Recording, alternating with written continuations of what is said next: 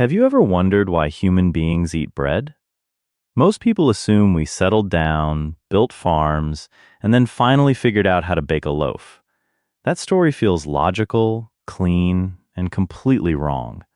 According to the latest archaeological evidence, bread is much older than farming, older than pottery, and perhaps the very reason civilization exists at all. Let us travel back 14,000 years to a dry, brutal field in what is now Jordan. The air is blistering, and the wild grass around you looks like anything but food. The seeds are thin, papery, bitter, and as hard as pebbles. If you bit into one raw, you would crack a tooth instantly. Yet, right beside you, hunter-gatherers are harvesting these exact plants. They are cutting the stalks with flint blades and hauling them back to camp. Someone is about to spend hours cracking, pounding, grinding, and burning these tiny grains into something edible. Not because it is easy, but because it is one of the hardest things they will do all week. This tedious transformation is the quiet beginning of the most important food in human history. So, how did we actually figure out bread? To answer that, we have to look past the myths of ancient agriculture. In 2018, a discovery at Gobekli in the Black Desert of Jordan completely changed the timeline. Archaeologists found 24 charred food fragments in ancient stone-lined fireplaces. Under a scanning electron microscope, those fragments revealed something astonishing. They were flatbreads made from wild einkorn, barley, oats, and aquatic plant tubers. The date was roughly 14,400 years ago. That is, 4,000 years before anyone on Earth planted a single deliberate seed. Hunter-gatherers with no farms or permanent homes were baking bread. The process required harvesting, dehusking, stone grinding, water mixing, and fire baking. That is, at least 5 complex steps, each requiring specific knowledge and tools. Nobody stumbles into that sequence by accident. It was a deliberate recipe followed by people who were supposedly not supposed to know how. But it goes even further back into the Ice Age. At Ohalo II, near the Sea of Galilee, a large grinding stone contained starch residues from 23,000 years ago. Mammoths still walked the earth, and someone was already grinding wild grain into flour. At Gobekli in Italy, a pestle grinder dated to 32,000 years ago held thermally pre-treated wild oat starch. Across Ice Age Europe, humans were consistently processing wild grains. Why go through such brutal, back-breaking effort? Because raw grain is nearly useless to the human body. Wild grass seeds are wrapped in a tough, fibrous husk. The internal starch is locked in a crystalline structure your gut cannot break down. If you eat raw grain, you get almost no energy, like chewing on solid wood.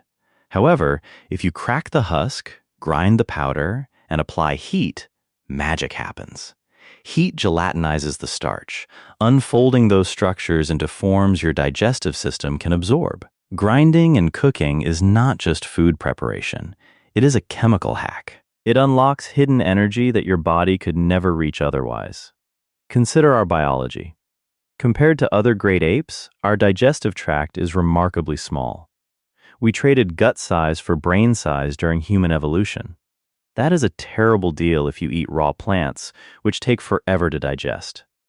Cooking solved that problem for meat and roots, but grain is different. Grain is an evolutionary armor designed to pass through an animal intact. Grinding cracks that armor, and heat breaks down the internal starch.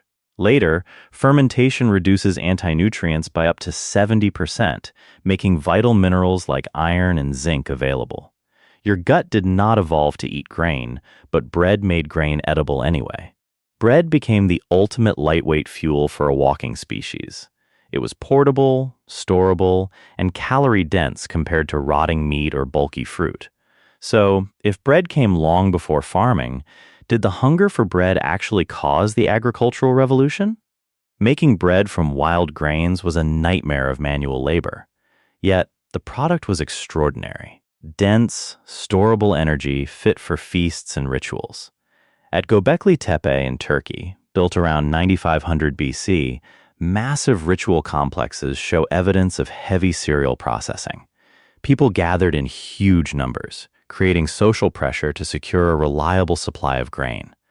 The desire for a steady flow of bread and beer may have driven people to finally plant seeds. The entire agricultural revolution might have started simply because people wanted more bread. The wild ancestors of wheat looked nothing like modern crops. Wild einkorn had brittle stems that shattered easily, scattering seeds on the ground. Around 8500 BC in the Karakadag Mountains, early farmers began selecting plants with non-shattering stems. Over generations, they turned wild grass into a reliable domesticated crop. Then came an accidental discovery that changed everything forever. Someone left their dough out too long, and wild yeast spores from the air settled in. Instead of throwing it away, they baked it, and the dough puffed up. Leavened bread was born. Ancient Egyptians mastered this science into an art form. By the New Kingdom era, they cataloged nearly 40 distinct types of bread flavored with honey, dates, and coriander.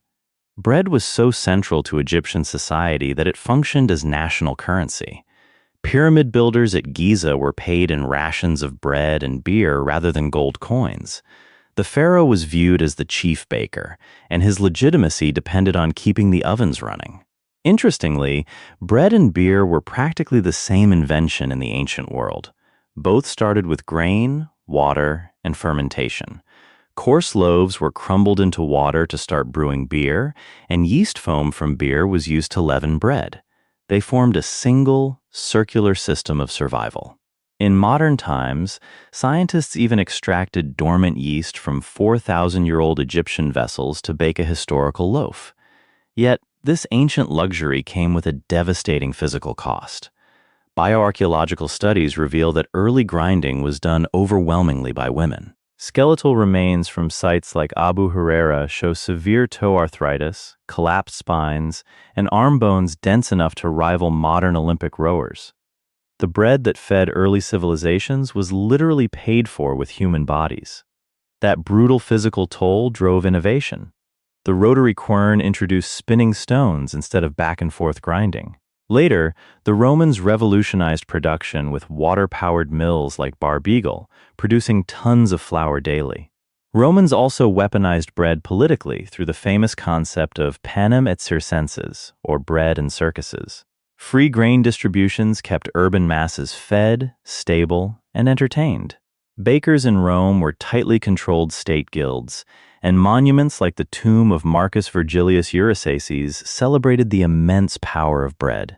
When Vesuvius buried Pompeii in 79 AD, it preserved over 30 commercial bakeries with stone mills and pre-scored loaves ready to bake.